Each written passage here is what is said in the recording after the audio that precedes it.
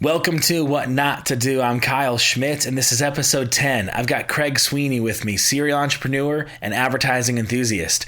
The person to have the most positive impact on his life was also the person to give him the worst advice ever.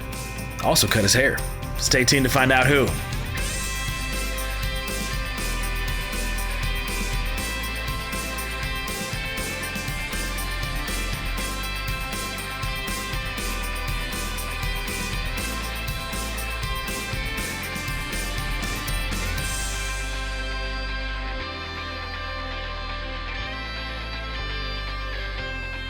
All right, so I am in Brookfield, Wisconsin, which is a suburb of Milwaukee, and I'm at Cafe Hollander with Craig Sweeney. Craig, how are you doing? Doing great, Kyle. Thanks for having me. Awesome. What are you drinking? I'm drinking the quintessential Milwaukee beverage, the Spotted Cow. Actually, not Milwaukee, Nuclearis, right? But local beverage, Spotted Cow, that you can't get outside of Wisconsin. So only in Wisconsin. Yeah, it's fantastic. And I've got the coffee stout, and this is my first time here. And so, is this something that they brew in house? I believe this is an in-house brew. Can't be certain, but is it good? It's delicious. That's all that matters, man. It's right up my alley. So good. That's awesome. Well, Craig, we've been getting to know a little bit each other because we just met via LinkedIn a week ago, right? Yep.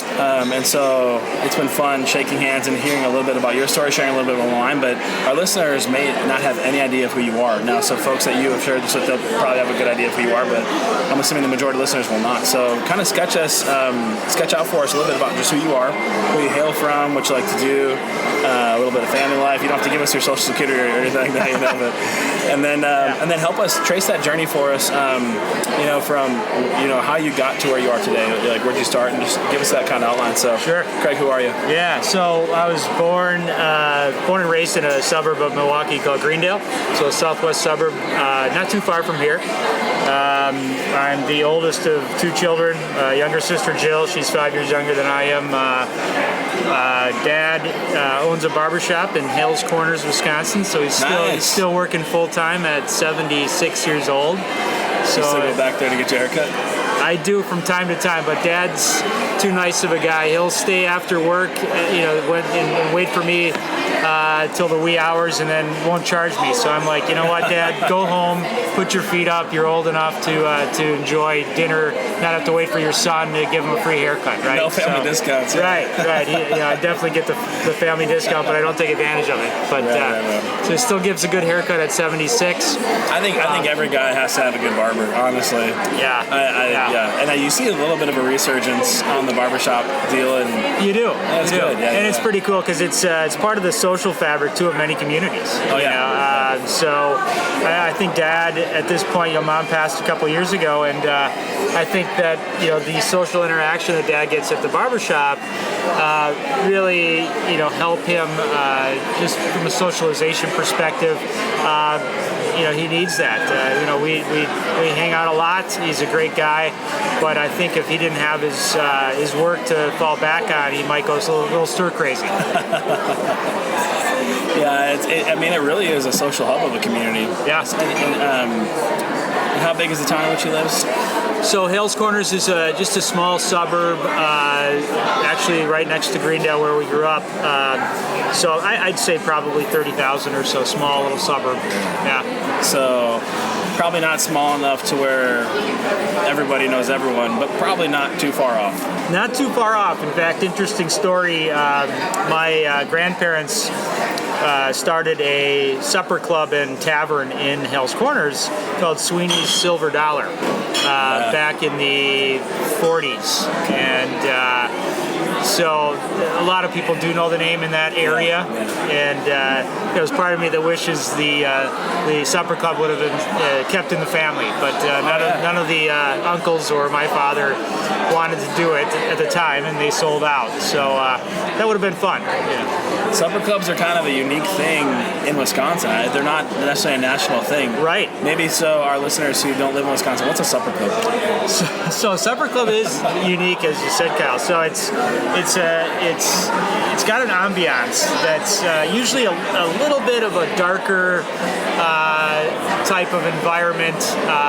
You think of a lot of wood or mahogany and booths instead of tables, and kind of this environment that reminds you back, the 60s, 70s, a little bit more of a old school vibe. They bring you a relish tray, which I can probably do without, but usually they'll specialize in something like prime rib or some sort of cut of red meat.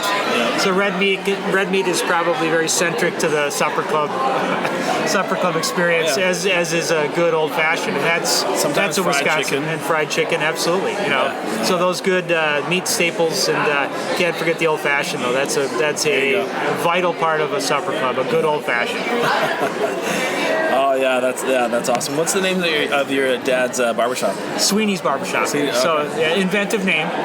Any jokes about Sweeney Todd? Absolutely. Yeah. Okay, so over the years, it's that's been a running joke for sure. Does he do the straight edge?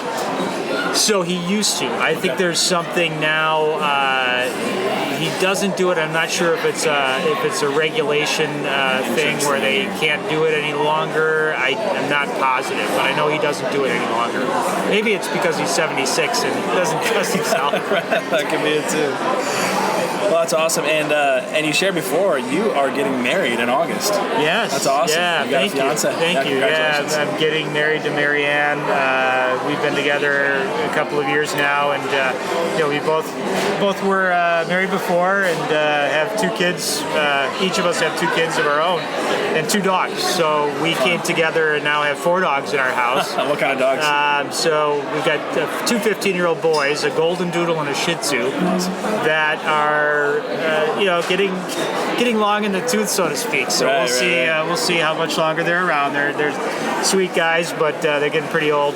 And then two girls that she brought to the relationship: a flat coat retriever and a German Shepherd yellow lab mix. Yeah. Good girls, and they all get along really well. But it's a handful. Four dogs, man. I wouldn't recommend that at all. Well, now for your human children, you've got a son and a daughter. So I've got a son that's 28. He's out in New York City. He's out in New York City acting, and then my daughter Kennedy is 22. She's in Denver now. She moved out there about a year and a half ago, and loves it out there. Yeah, Denver's fabulous. If I could close my eyes and wake up anywhere, it'd be the mountains. Yeah, no, I could definitely see myself there at some point for sure. And now your fiance, does she have kids as well? So she does. She's got two, and they're at our house. So we all live together, and so she's got Alex and Nate, and Al's going to be at Mankato, Minnesota next year for school. Now, boy or girl? He's a boy. So two boys? Two boys. Awesome. And then Nate is a sophomore in high school, and he's doing real well. So that's awesome. That's a full house. Yeah, absolutely. When everyone's home, you got three boys and a girl, and then for dogs, you got two females, two males. It's just awesome. No, what a full house. It's a full house, and we're the kids are all obviously the two older ones are out of the house, and then really the two that are in high school still, they're mobile. They both have their licenses, so. Life has changed, right, as you get older. Do you have kids, Kyle? I do, yeah. And how old are yours? So 3, 2, 1, and we've got our fourth coming in March. Wow. So we'll have 4 and 4 come March. So we're what you call a highly efficient family. Brother, God bless you, man. You are right in the heart of it. And then boy, and we have a girl coming in March. So okay, fantastic. Congratulations. It's awesome, yeah. That's very cool, man. Excellent. So you know how it is, and totally. Now that the kids are mobile and out on their own more, life does change. So, I know it's good, but there's going to be nights when you're like, hey, is there light at the end of the tunnel? And there is. Oh, yeah. Right.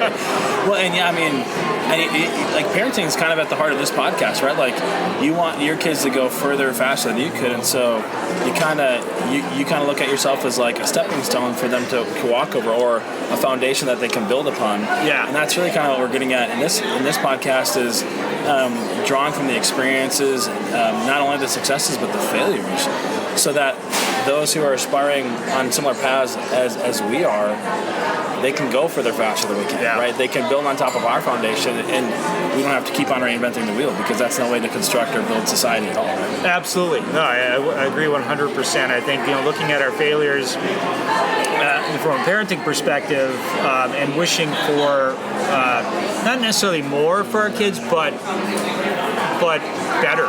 So, and if I would use the word more, I would want that to mean more happiness and more contentment, right? Because I think, choices. And I think, from that perspective, I think, I look at my kids, they're already, probably surpassed me in being content and happy with kind of their choices that they've made to this point in their lives. Yeah.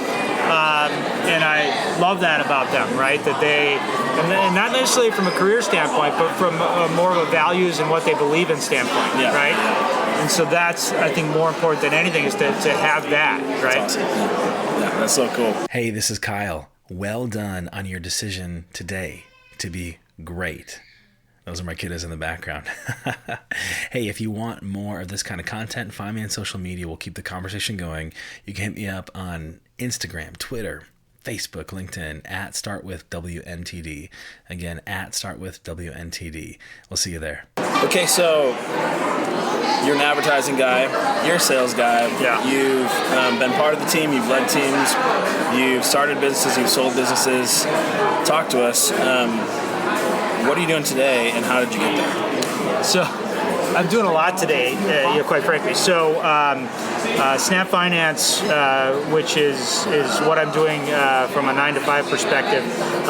We are, and it's like everything in life, Kyle, everything's sales, right? And so that's it's all about those relationships, as you know.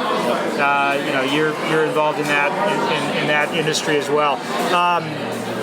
We do consumer finance. So if you're going to a furniture store, a auto service station, a tire or rim store, we provide all the back-end financing. So the consumer can finance that purchase over a certain number of months, and look at maybe bringing home a little bit more than they would have otherwise if they just had to pay cash for that item. So we provide that retailer with the ability to finance their products.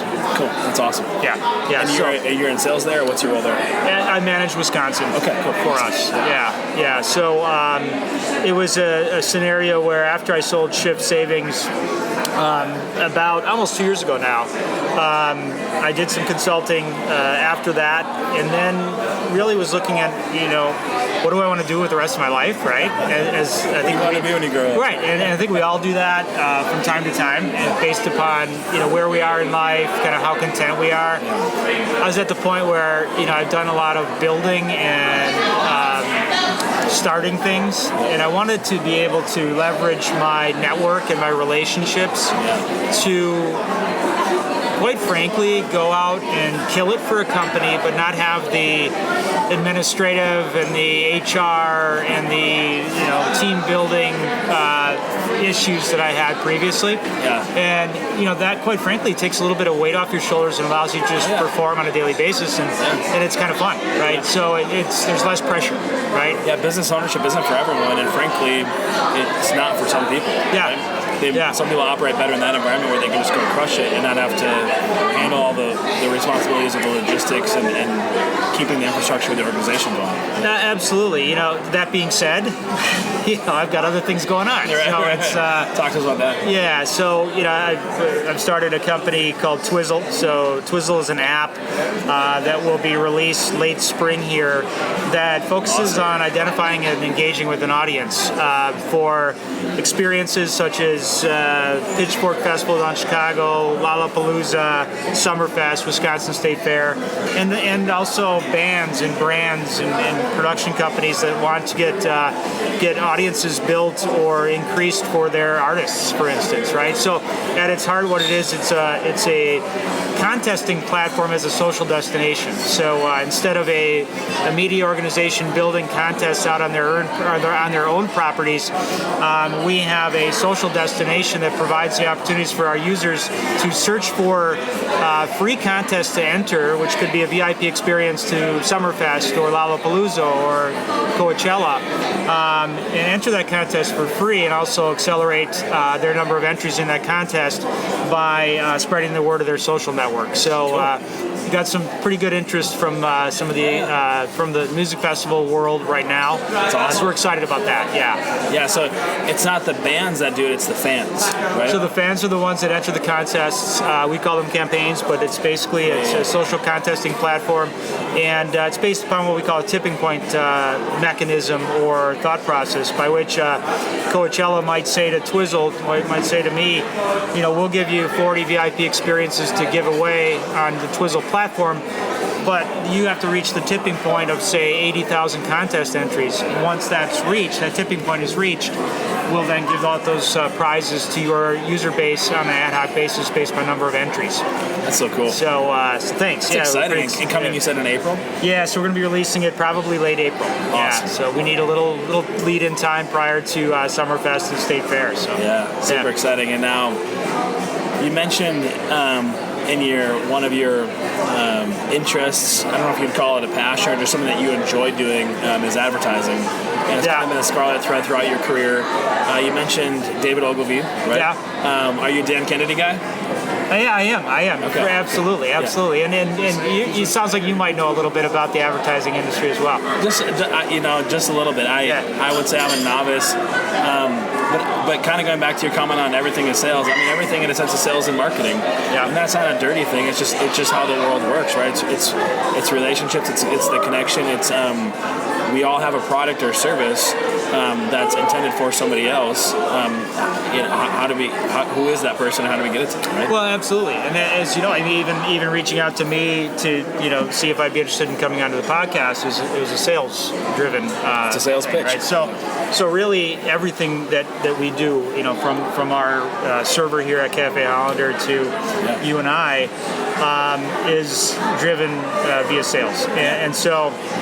When I look at that, like you said, there was a while during my career that I felt that sales was a dirty word, or people look down on salespeople, right? Yeah. And what's interesting is some truth to that. There is some truth to that, and that's unfortunate because if you look at salespeople in general in the profession, it's one of the only professions that, quite literally, you get out of it what you put into it, right? And I think that from a societal perspective, that ties in with our relationship with money, right? And so often you hear money is the root of all evil. Money can't buy you happiness. All these different sayings, and that drives a negative perception in our own minds of what money is, right? Money, and tell me if you agree or not, is in and of itself isn't worth anything, but it's a tool, right? Oh, yeah. So it's a tool by which we can buy freedom, by which we can, do the things we want to do, by which we can support our families. So money in and of itself cannot buy happiness, but money does make it easier to be happy because you have that as a tool to provide for yourself or your family, and do the things you want to do in life instead of the things you have to do. Yeah, I totally agree. I think money is like technology. It's a terrible master, but it's a terrific servant, right? Absolutely. And so the more of it you have, the better. And I think that, for our listeners that heard the introductory podcast, we riffed quite a bit on the moral obligation of success, that we all have not just a duty, but it's a two-sided coin, a duty and a delight to be successful.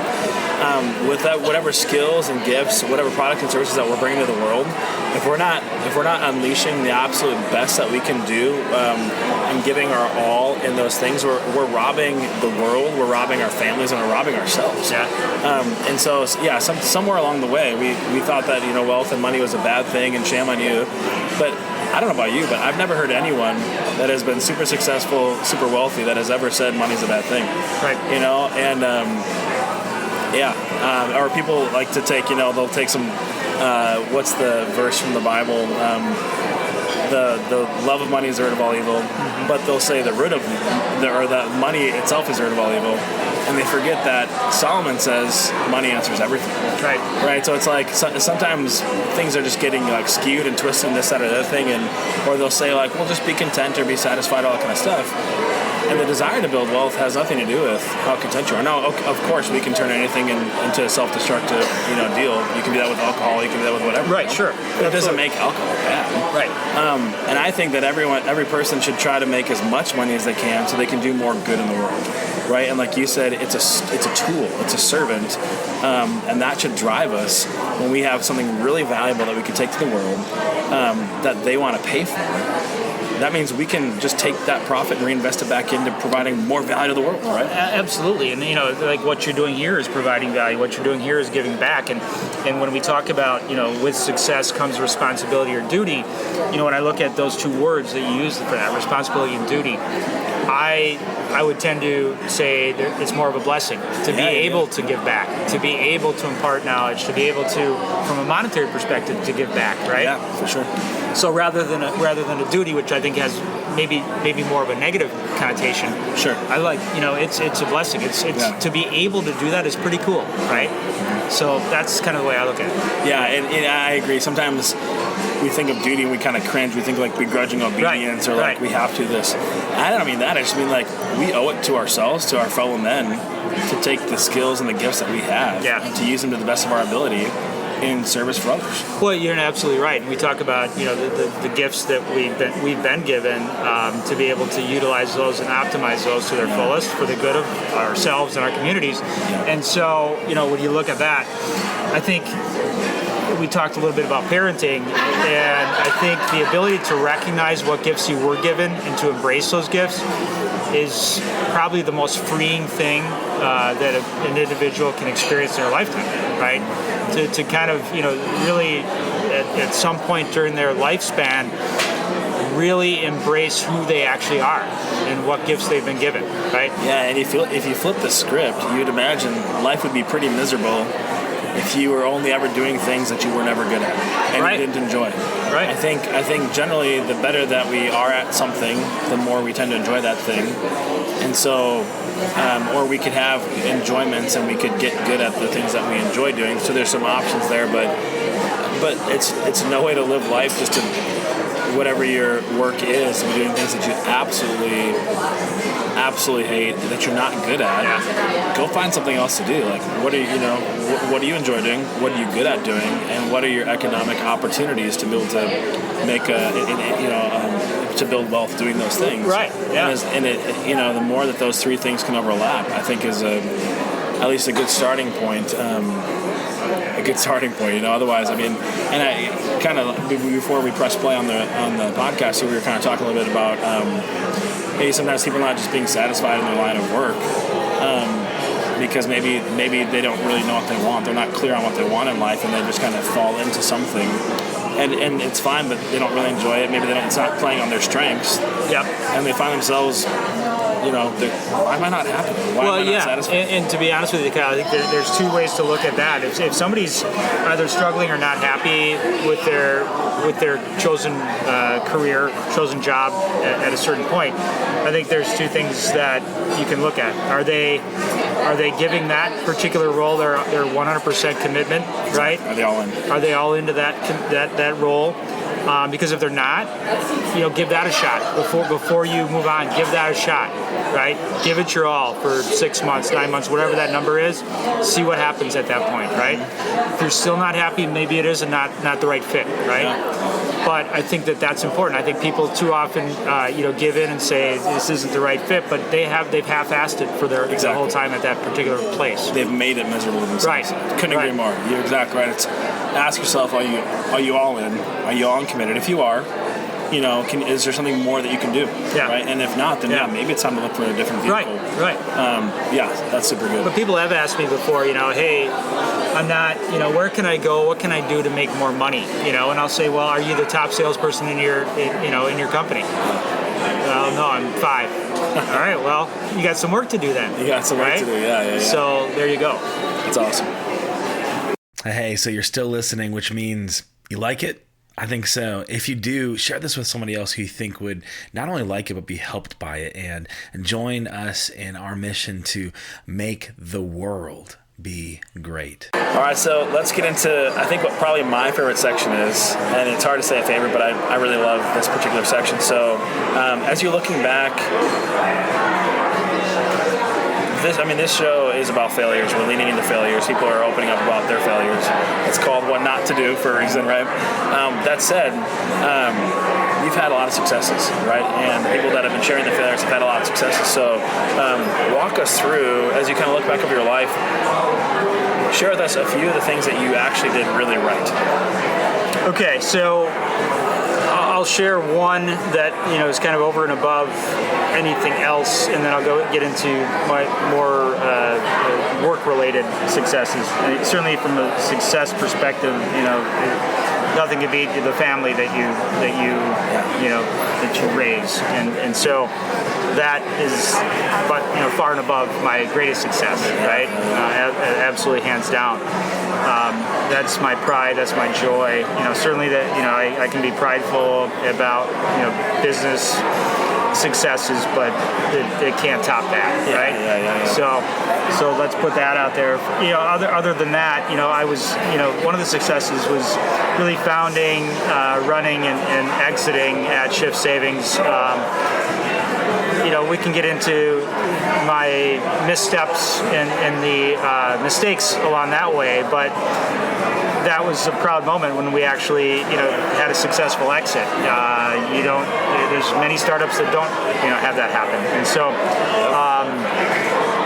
and again, I think you have to have those failures to be able to get to that success. But that was something I'm very proud of. I was very proud of the team that we assembled there. I was very proud of teams I've built over the years. I think one of the things that I look at is being able to surround yourself with people that you can basically hand the reins over to and let them do their job, because you've got the confidence that they can do it and do it justice. So I think there's leaders out there that have a little bit of fear of hiring people that are smarter or more driven than they are, and I think that's the biggest mistake a leader can make is trying to maintain that control, and that control is based upon fear that person that they're going to hire is going to take their spot.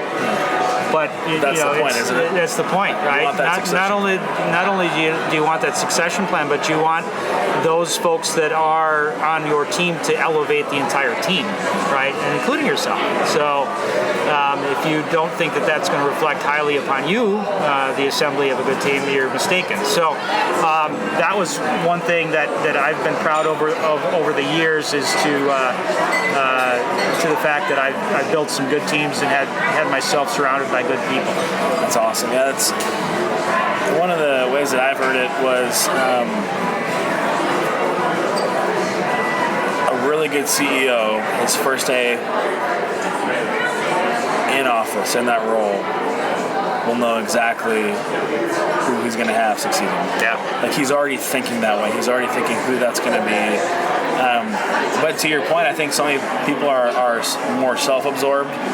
They care only about themselves. It's a threat to their power, to their fame, their fortune, whatever it might be, their Instagram face. And they don't necessarily have the best interest of the company in mind, because if they did, then they wouldn't really care about that succession plan, right? Right.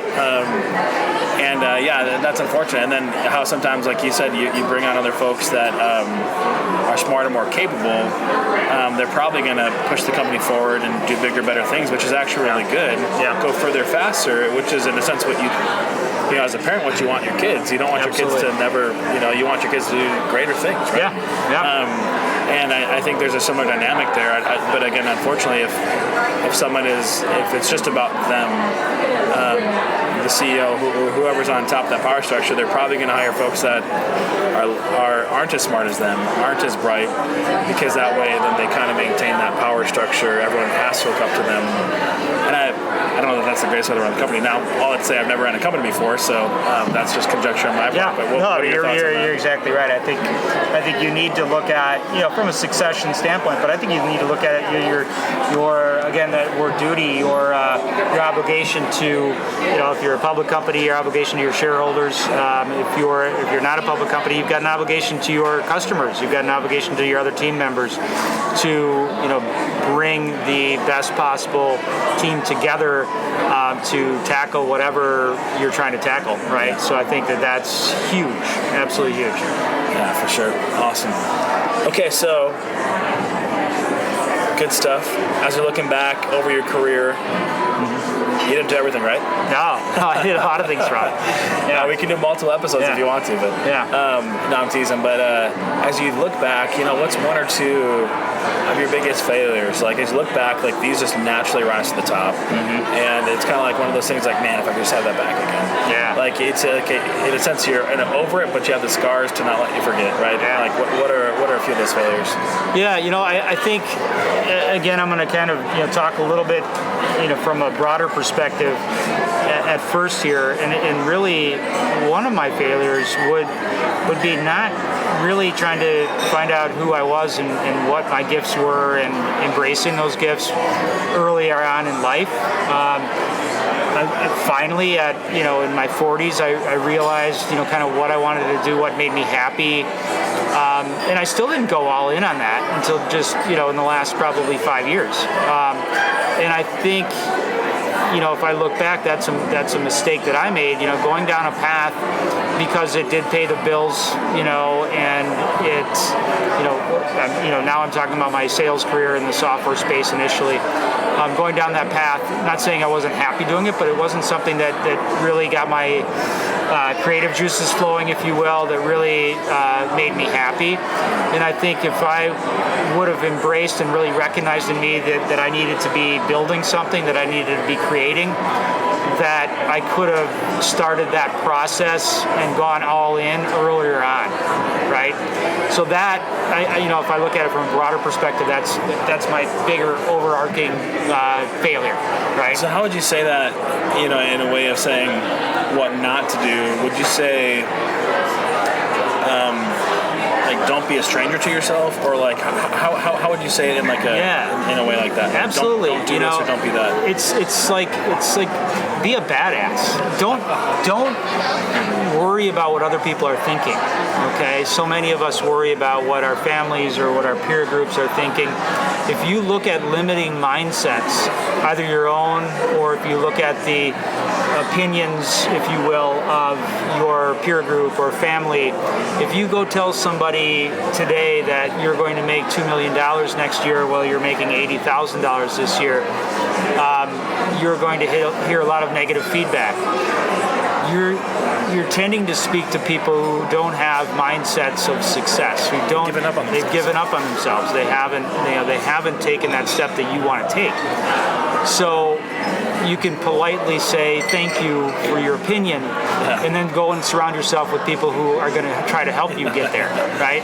That's exactly right. And so, so that if I can offer advice, don't listen to other people's limiting thoughts on what you can do with your life. Yeah, for sure. So then, and going back to what you said about really taking the time to, like, one of your failures was not taking the time to really clarify who you were and what you wanted at a younger age.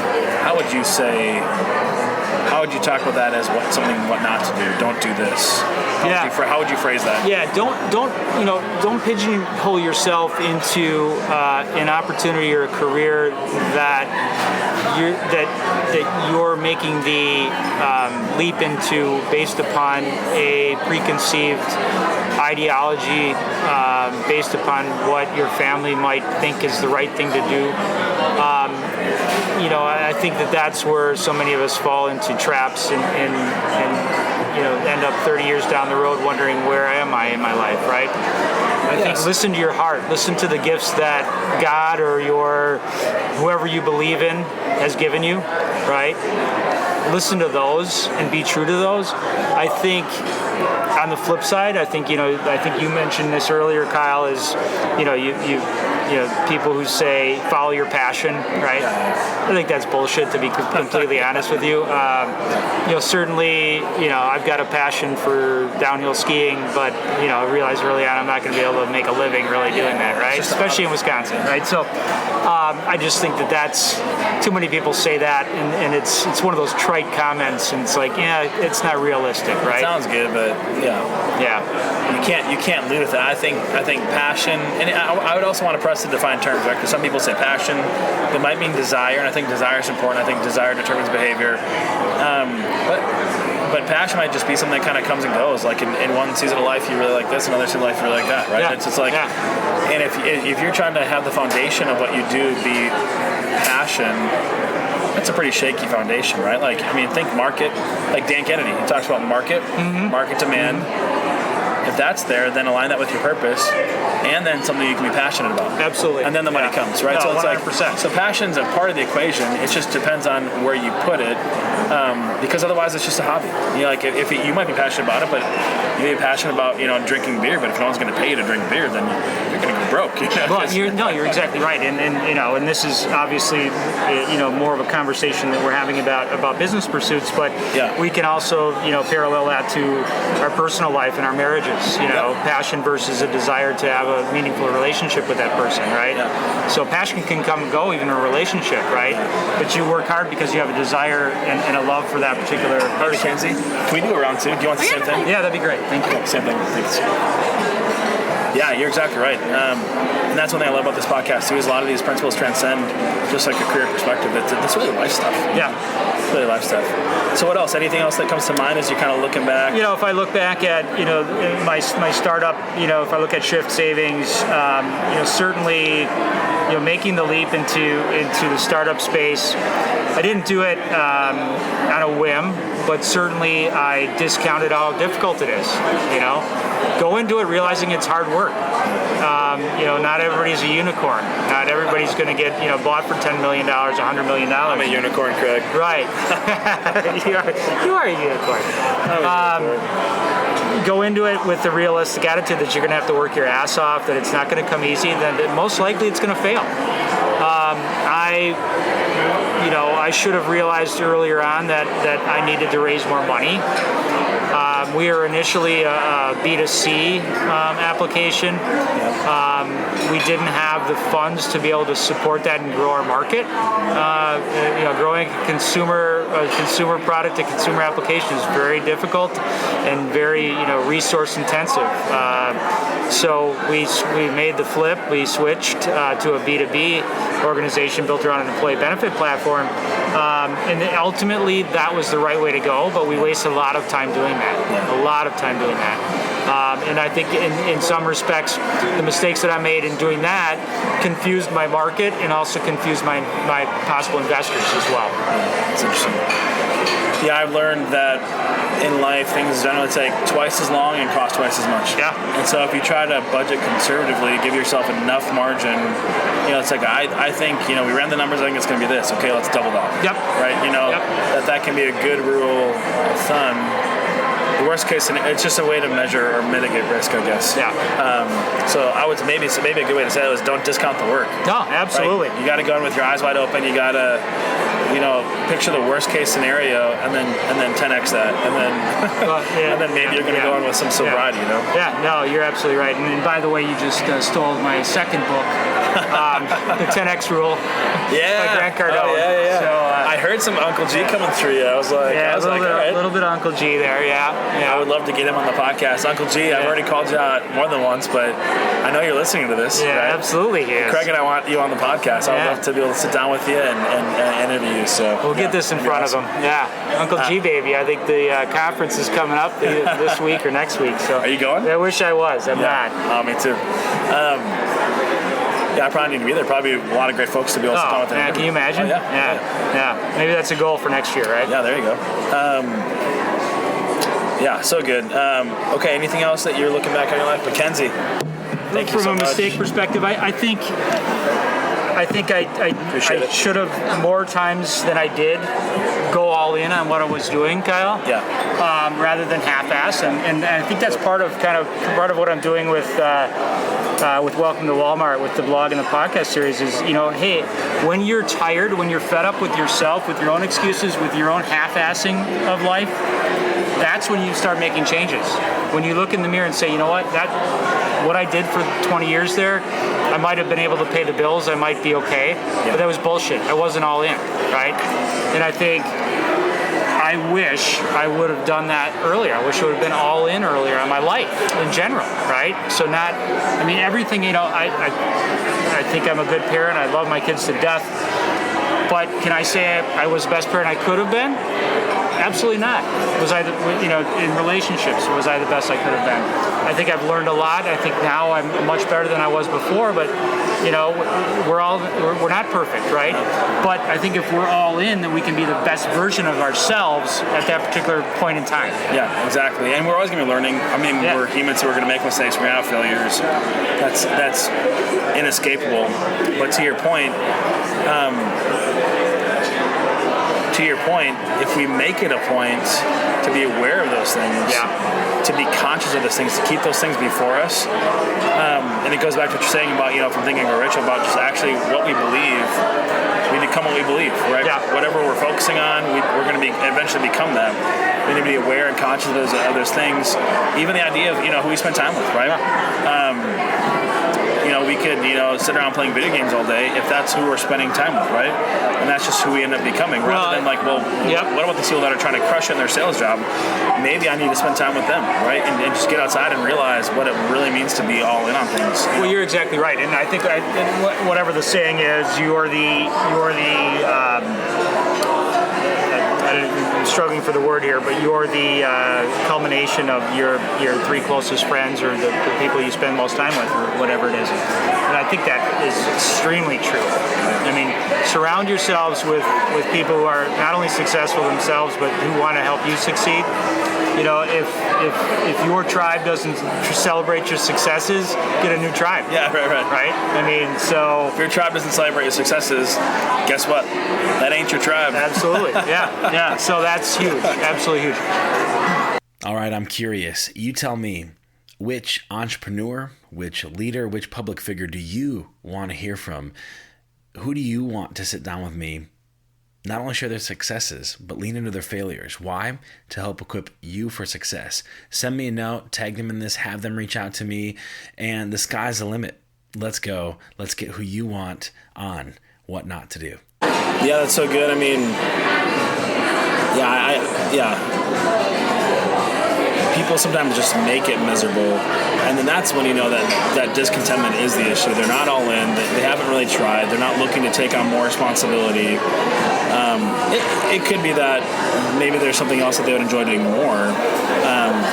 But I agree. I'm not a huge fan of some of the kind of common sayings of just go do something that you're passionate about.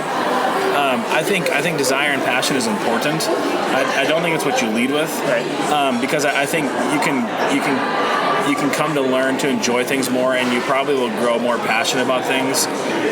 LeBron James probably enjoyed basketball, passionate about basketball, but he's probably a lot more passionate about basketball today than he was when he first started, right? Absolutely. And I think the more that we grow in mastery of things, the more that we're all in committed and cultivating that excellence and that mastery, we will tend to grow in our enjoyment of the thing. That said, if we're constantly in life trying to butt up against only doing things that we're not very good at, it might be good just to go, trying to understand ourselves. What are we good at? Let's go press into those things, right? No, absolutely. I agree with you 100%. I think, I think there's many of us due to either familial or societal obligations, or use that word duty again, or expectations of our parents or our community or our peer group, is doing something that they're not happy with, and they may be all in, they may be doing really well, but they still might not be happy. There comes a point in time during your life when I think you have to make the decision. First of all, do I know who I am? Do I know what I want? And if I do, if that's in contrast to what I'm currently doing, how do I make that change, right? And so I personally am starting a blog and possibly a podcast that's coming about just that. It's really, looking at folks that are of a certain age, so, 40, 45, 50, that have transformed themselves, that have made big changes, that have become successful or happy, right? So that's going to be the subject matter that we tackle. And the folks that we talk to are people who, hey, they've made that mid-career or mid or later life change because they've really realized who they are, and they're tired of half-assing it, right? They want to really, they've looked at themselves, as I have in many instances in the last 10 years, looked at myself and said, you know what? Enough with the gosh darn excuses. Enough with half-assing stuff. Enough with not being happy. What would happen if I just go for it? Yeah. What would happen if I go all in on something? Yeah. And I think what happens, once in my life. absolutely. And I think what happens then, Kyle, is not only are you successful in that particular role, but that opens doors and also opens up for opportunities via relationships that we forge, right? Sure. So that can kind of snowball, and you can find yourself in a drastically different position than you were just a year ago.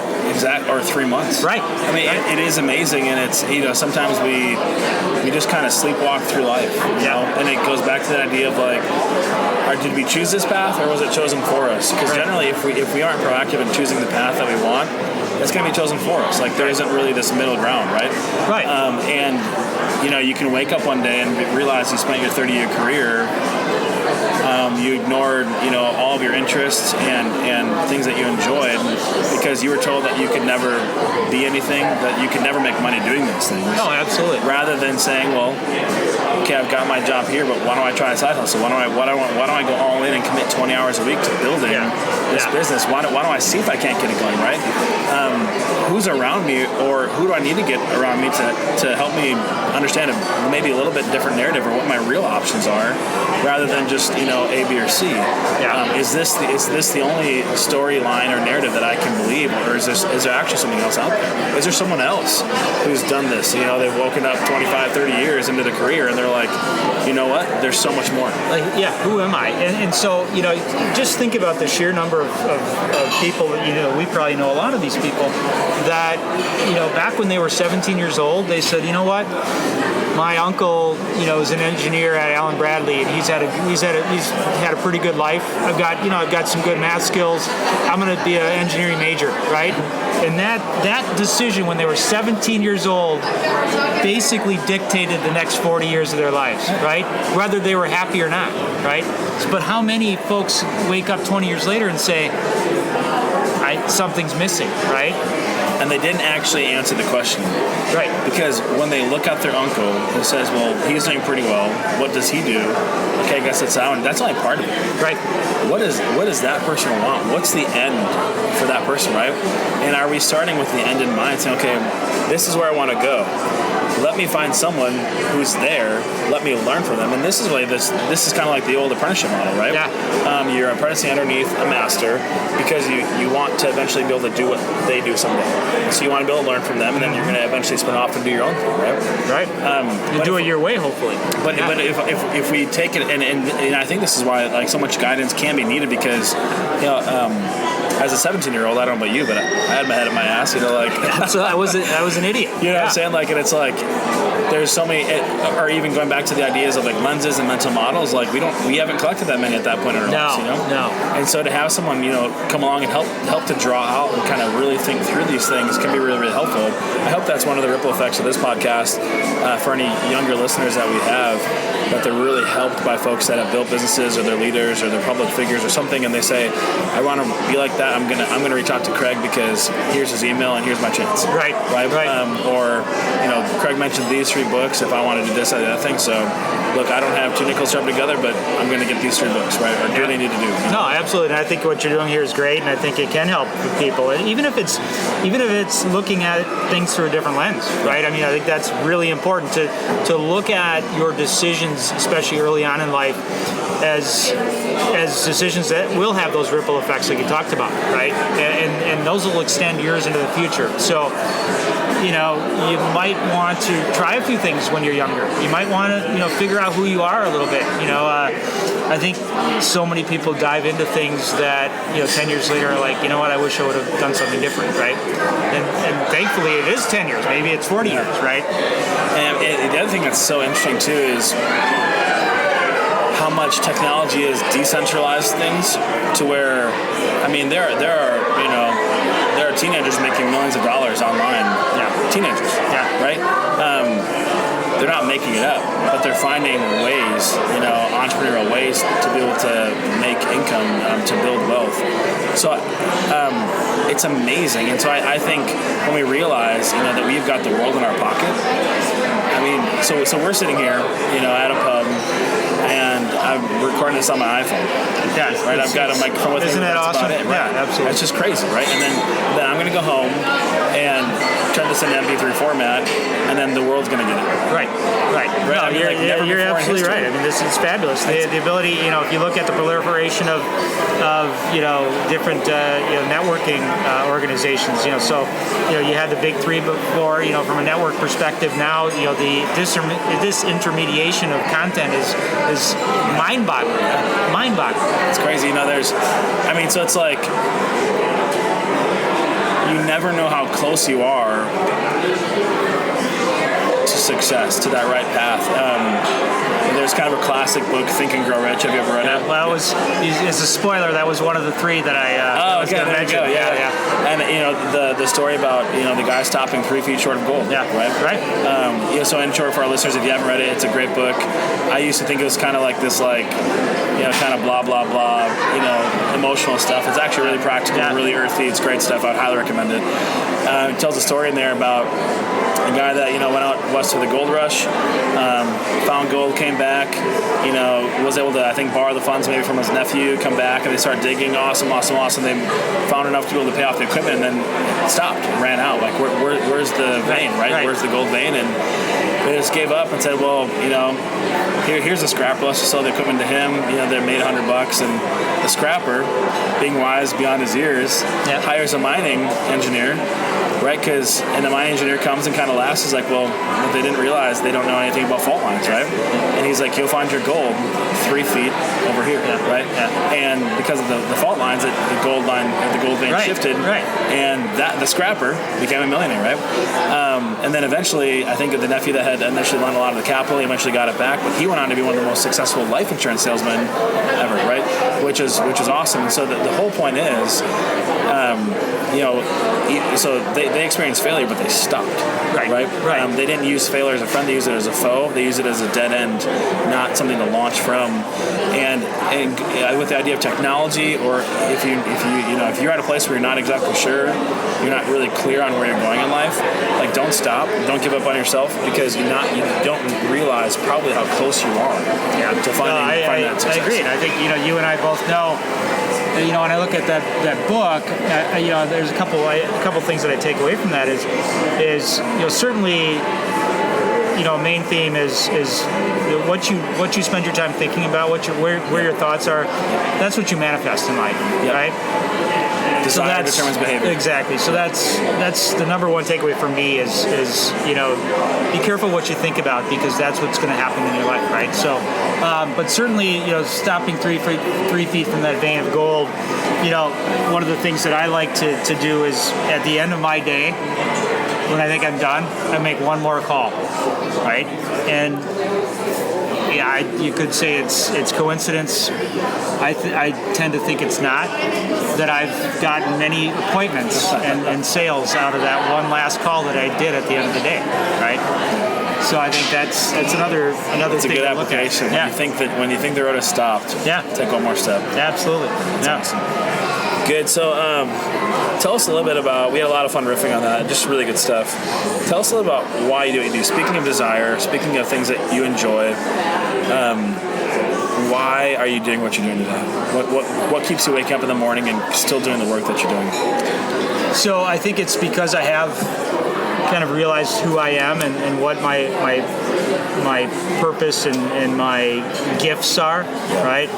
I think, in terms of my, I guess you call it a day job. I think, from a certain perspective, I'm definitely optimizing my gifts there. It's a very highly sales-driven role, and I was told early on that sales is something I should look at based upon my personality and how I can forge and nurture relationships with other people. That's great. I love it. From perspective of a company and a role, I couldn't ask for more. But I have realized about myself that I need to be able to create, right? And to not create whether that's the new app that's coming out, Twizzl, or whether that's a blog. The blog title is called Welcome to Walmart, by the way. So check us out. Welcome to Walmart. Basically, it's the name is derived from the perspective of if you don't want to end up being a greeter at Walmart when you're 65, get your ass in gear, figure out who you are, and do something about it, right? That's awesome. So welcome to Walmart.com. Take a look at that. Sorry, shameless plug there. I apologize. But so, that's why I do it, in a bigger, more, I guess, familiar light. I do it for my kids and for Marianne. I mean, it's, to be able to provide for your family, obviously, for most of us, that's a driver, right? So absolutely, that's a huge driver for me as well. Cool. That's awesome. And we love shameless plugs here on what not to do. So we'll have not only your contact information, but your blog information, all that kind of stuff in the show notes, so people can continue to follow up with you. Great. And follow you. So. Excellent. Yep. Awesome. Good. All right, so you tell me, do we need more conversations like this? Do we need more folks helping us to consider failure as a friend or a foe and helping us to avoid the same pitfalls and failures that they made so that we can go further, faster in our own journey toward success? If this is worth it to you and you want to put your money where your mouth is, you can really help us out over at patreon.com/whatnottodo, and feel free to give as much as you think that this project is worthy of your support. And anything that you're willing to give is such a blessing to us. And thank you. Awesome. This is great. And for our listeners, we are at Cafe Hollander in Brookville, Wisconsin. I was just remarking it. This is a really cool place. I think they brew their own beer here, and they also have some other stuff on tap, but the beer's fantastic. Yeah. The atmosphere is great, and Craig's saying the food's fantastic. Food's unbelievable, and it's part of a restaurant group called the Lowlands Group, and they've got a few other restaurants in town as well, and any of them are really good from a food, from a beverage perspective, and it's just got a nice vibe to it too. Yeah, and it's tough to be successful in the restaurant industry. Oh, it's very tough. I think it's one of the top businesses that fail. Yeah, no doubt about it. So if you're in the Milwaukee area, check it out, Cafe Hollander. Check it out. Ask for Mackenzie. She'll wait on you. There you go. Get the coffee stout. That's right. I recommend it. All right, so we are inescapably influenced in life. It's like, the world is a garden. We're growing up in it, and our environment matters, right?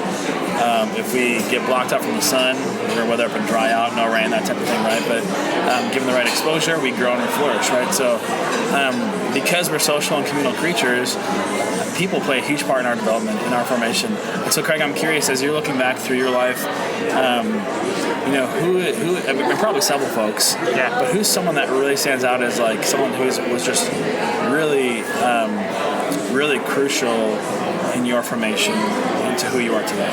Yeah.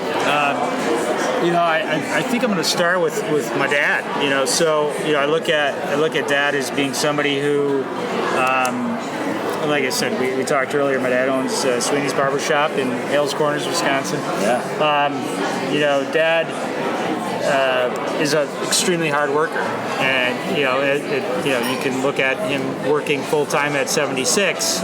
Still in a fairly strenuous job.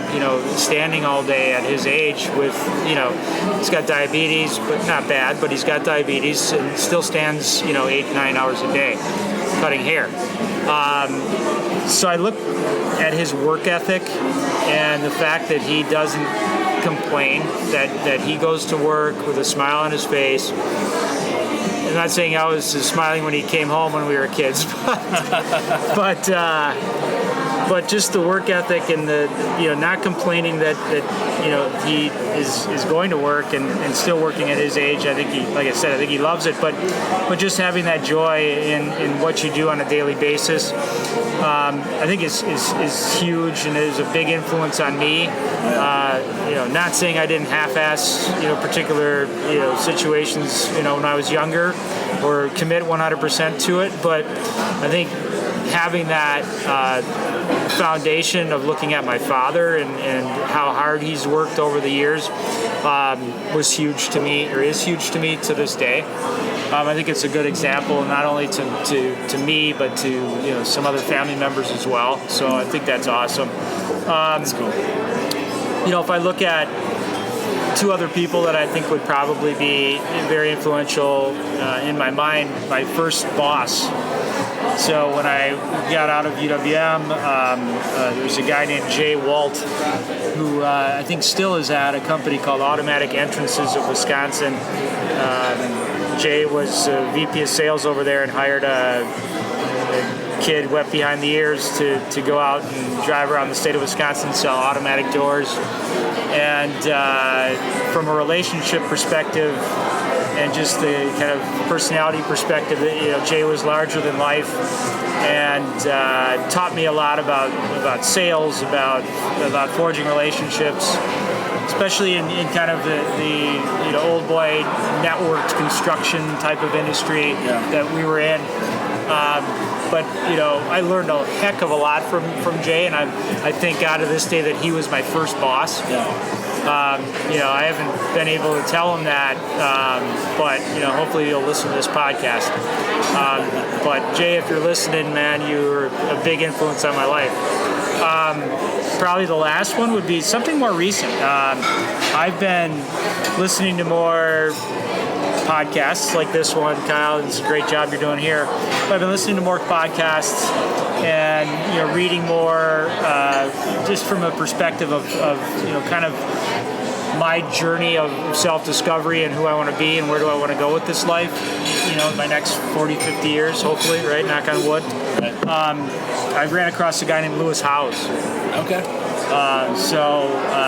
Lewis was an athlete back in the day and missed his chance because of injury and other things to becoming a pro football player, but kind of pulled himself up by the bootstraps, became kind of a LinkedIn trainer, consultant guy. He kind of went all in and learned as much as he could about LinkedIn. And became more successful, put on some LinkedIn local events. But now he's a nationally renowned author and speaker and podcaster. He wrote a book called The School of Greatness, which is unbelievable. The guests that he's had on there and the insights and the learnings from those podcast episodes that I've listened to, as I drive around, because I do a lot of driving. The ability to take nuggets from each of those and apply those nuggets, because as you can listen to all this stuff, but if you don't apply it, it's not going to do you any good. So the ability to take those as tools and apply those in my life have been huge. So if I look at one of the people that I listen to that I take content from, it would be him. Gary Vee as well is somebody that I really look up to and what he's done with Wine Library and now with Vaynerchuk Agency and what he's done. But Lewis Howes, he actually had a movie called Greatness that was released last night, and you can watch it online if you go to greatness.com, and it's pretty powerful, pretty cool stuff. That's awesome. And so the book is called The School of Greatness. Yeah, and that's what the podcast is called as well. Yeah, someone else recommended that to me. I'm going to check that out. Very, very cool. Isn't it amazing? Like the dissemination of information. Like we were just talking about that earlier, but just how technology has decentralized everything. It's just crazy. It's, and I didn't set up the question this way, but often in life, the people that influence us aren't people that we know. Right. And here's the deal. If you're listening to this and you don't have anyone that you can go to and learn from in life, pick up a book, turn on a podcast, right? I mean, you're already doing that if you listen to this podcast, right? Right. But if you don't have someone in your life within proximity, you say, I want to be like them, that doesn't remove the responsibility for you to go find someone that you want to be like and learn from. Yep. And it's never been more readily available than today. Now, there are a lot of jokers out there, right? A lot of quote-unquote gurus and that haven't done what they're preaching. Yeah, right, exactly. Yeah. But find the folks that are, follow these resources. Craig's books will be posted in the show notes. Read those. Go look up Lewis Howe. all that kind of stuff. Go read Craig's blog, right? Welcome to Walmart, right? Yeah. Especially if you're 45 or older. Yeah, if you're over 40 and you're kind of in a position where you're questioning your direction, if you're questioning your happiness, if you're questioning your success, and you're contemplating making a change, or you have made a change, and you want to learn from others that have done it successfully, that's what we're going to be all about, right? Yeah, that's awesome. All right, so Craig, you're cranking away at work. You're at Cafe Hollander. Your head's buried in your laptop. You're blogging away, right? With a spotted cow next. Right, with a spotted cow, right? And you hear, Pete over at table 7 tell his buddy, "Hey, you should go do this." And you stop, you freeze, you cringe because it's the worst advice you've ever heard in your life. Right? You want to get up and go, wring Pete's neck and be like, don't do that. What's some of the worst advice you hear floating around these days, or that you've maybe been given along your journey? Some of the worst advice. Yeah, so I hope my dad doesn't kill me for this, but I think a lot of the worst advice that parents have given, and not my dad specifically, but I think parents of a certain age have given their kids is not realizing the information age and what that brings to career paths, what that can do for opportunities for not only our age group, but really anybody boomer, younger than the boomer generation, really, right? So Gen X on down to now Gen Z or whatever it is, right? I don't know about you, but I'm confused with what are we on now? Are we Z or anyway? I'm technically a millennial, I think. Right. Yeah, I think you're a millennial. I'm Gen X, right? So I think the boomer generation, and as well as the greatest generation before them, have the notion that you get a job out of high school or right out of college and you stay there the rest of your life. Well, and I think that they've had a hard time realizing that the arc of a career takes on different paths, throughout a 50, 60-year span than it did before, right? And I think the advice to stick it out, the advice to stay at one place for that long can sometimes be a mistake, can sometimes be bad advice. I think you can lose out on a lot of opportunities in your life if you don't actually open yourselves up to those opportunities. And I think if you're not open to opportunities, if you're not open to conversations, that's a big mistake. Yeah, and I think a lot of it I think it's contextual or situational. Like you can imagine the time in which that advice was given, right? When it was more advantageous, maybe given the pensions and all that kind of stuff. Absolutely. To stay in one place. Yeah. The world has changed in a lot of ways, and I don't think that's a legitimate strategy anymore. Not that someone couldn't do that, but. I mean, you think it's depending on what what you went to school for or this, that, or that thing. I mean, it's at-will employment. You're not given something like a continual pension, so you don't have the same incentive to stay with somebody that long. Right. And to your point, if someone is still figuring out what they're wanting to do with life, the experience of doing different things, I think the key is whatever you choose to do. If you're there for 6 months or 3 years or 30 years, be all in when you're there, right? Yeah. Be all in when you're there. Don't just treat it as whatever. But yeah, that's interesting. I agree. I think maybe once upon a time that was better advice than it is today. Absolutely, 100%, 100%. And I get, like you said, I totally understand where they're coming from based upon contextually where that ideology comes from. For sure. Yeah, for sure. You don't have a college degree, or even if you do, and you realize, Corey, he was on episode 8, and he went out to Eau Claire, got his undergrad in, I want to say, exercise management, went to go work for the Badgers, and realized after 2 months, this is not what he wanted to do with his life. And it seems like that's such a common story where a lot of folks aren't even applying or using the degree that they received, and now what do you do? Right. Well, exactly. I think that's very common. I for a long time didn't utilize my educational background at all, and I think, that being said, I think, as you know, so many of us grow and are different people when we're 35 or 45 than we were when we were 21 or 22. And so what we want out of life changes as well. So, that can, again, we're talking about life, we're talking about careers, but we're also talking about relationships as well, right? So people grow over time, they change over time, and you hope that you're in positions both from a career perspective and from a relationship perspective that other person or that job or that role can adapt and change with you, right? Because like we talked about passions and desires, passion can kind of ebb and flow and come and go, but if you've got that desire and that structure that allows those passions to come and go, but still have that solid foundation, that's important, right? Yeah, and it even goes back to, like, in this situation, maybe someone could be in a job their whole life if they were clear on what they wanted. Mm-hmm. If they knew that that's what they wanted, if they knew that this is what they wanted to be, and they wanted to work for this company. Yeah. If they weren't guided, a lot of folks when they're younger, they don't have that intuition to make those decisions or to think to ask themselves those questions. And if they're not being guided to ask those things, then they are going to flounder, to a certain extent. But so then there's the experience, and so we see that often in our day and age where it's, people are, 1, 2, 3 years here, 1, 2, 3 years there, that type of thing until they figure out. Right.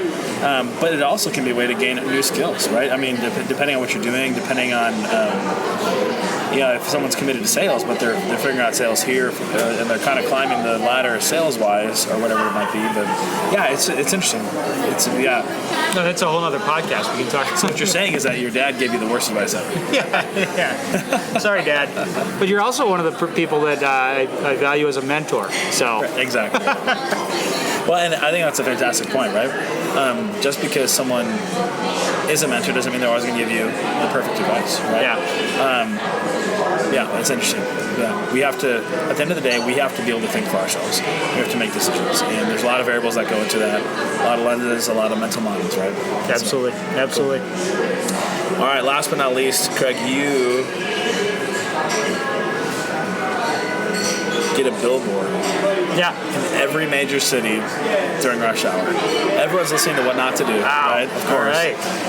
But because they're in a traffic jam, they stop and look up and they see a billboard, and it's your billboard. It's Craig's billboard. Yeah. You get a message on there. What message do they see?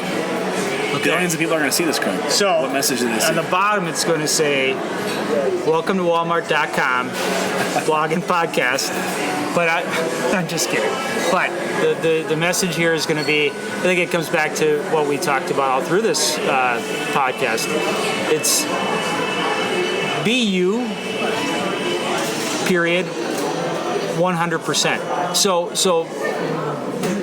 pick a direction that you have a desire for, that you feel confident that your gifts will allow you to be successful, that you feel confident you're going to enjoy, but be all in. And I think what you said too is be all in wherever you're at, because that can open up doors that you don't even see yet. But be you and commit 100% to what you're doing. That's good. That's good. Awesome. Well, Craig, this has been such a blast. We got some beers to finish here, so yeah, let's do it. But any last parting words you want to give our listeners? No, man, Kyle, I appreciate your invitation here. I think you're doing a great service to the community with this podcast, and whatever I can do to help it grow. And from a listenership perspective, I'd love to do so. But love to come on again, maybe sometime down the future and see where we're all at. Awesome. Yeah, that'd be great. It'd be fun. And we will have, I'm going to ask you this, Craig. If folks want to get a hold of you, what's the best way to get in touch with you?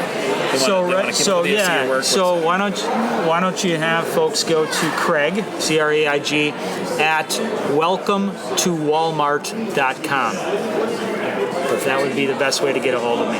Cool. So if you like what Craig's up to, you like the way that he thinks, you want to get in touch with him, you want to learn from him, you want to do business with him, hit him up at Craig at welcometowalmart.com. We'll have this in the show notes too, so you can go run from there. And we're also going to have Craig's top 3 books. He already gave you a couple, but we're going to leave the other one a mystery here.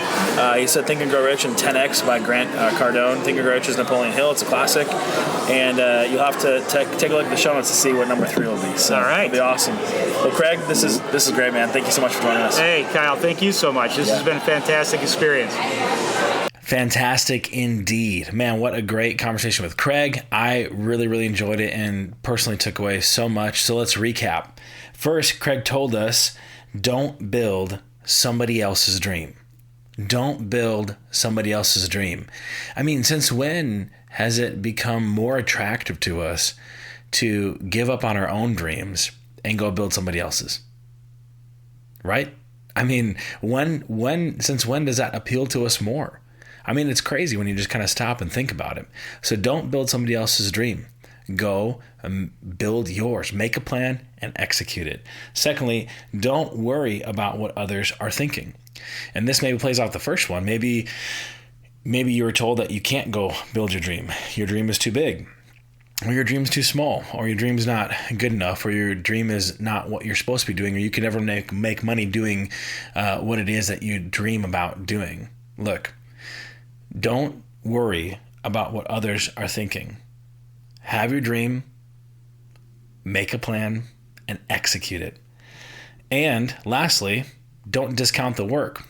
When you decide to go all in on your dream and you make the plan and you execute the plan, here's the deal. It's going to be maybe harder than what you would expect. A good rule of thumb, things in life will often take twice as long and cost twice as much. So don't discount the work, how hard it's going to be. You've heard in other podcasts, other interviews, don't go it alone. Use the resources, etc. Don't discount the work. Well, thanks again for listening. Just remember, this podcast is really about you and it's for you. It's about helping to connect you to stories and experiences and failures so that you can be equipped for success in your own life. If you feel like you've been helped, if you feel like you indeed have been equipped, go help somebody else. Go equip them. Give them this podcast and let them dig in. Who knows which story might radically change the course of their life. If you know someone that should be on this podcast, maybe you should be on this podcast, shoot me a note, DM me, comment, tag them below, tag yourself, and let's get on the phone or in person and get it done. I would love to hear your story and get it to the world. Also, check out the show notes. We'll have Craig's top 3 books, as well as links to social media, our website, etc. Further resources here from the show that we discussed, and hopefully they will be of good use to you. Well, it's been said that good men learn from their own mistakes, but great men, they learn from the mistakes of others. So go and be great, and we'll see you next time.